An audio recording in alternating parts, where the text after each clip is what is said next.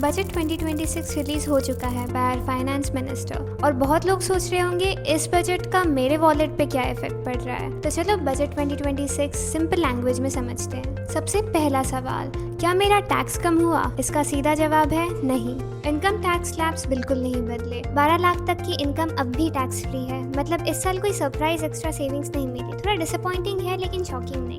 अप्रैल 2026 से नया income tax act आएगा। रूल्स अब बहुत सिंपल हो जाएंगे, डिडक्शंस अपने आप हैंडल होंगे। फाइलिंग की डेडलाइंस अब एकदम क्लियर होंगी। एक्सीडेंट कंपनसेशन पे अब कोई टैक्स नहीं लगेगा। मतलब टैक्स सीजन का स्ट्रेस अब एकदम कम हो जाएगा। एक और अच्छी बात, ओवरसीज ट्रैवल और एजुकेशन पे अब TCS कम हो गया है। आपका पैसा गवर्नमेंट के पास ब्लॉक नहीं होगा, वो पूरे साल आपकी जेब में रहेगा। अब चाहे तो आप इन्वेस्ट करें या स्पेंड, आपकी मर्जी। इन्वेस्टर्स के लिए भी एक गुड न्यूज़ है, कैपिटल गेन्स टैक्स में कोई चेंजेस नहीं है। इक्विटी, म्यूचुअल फंड्स और SIPs सब वैसे ही हैं। मतलब पोर्टफोलियो बदलने की कोई जल्दी नहीं है। सीनियर सिटीजन्स के लिए अब फॉर्म 15G और 15H ईजी हो गए हैं। अब ये सीधा डिपॉजिटरीज को दिए जा सकेंगे।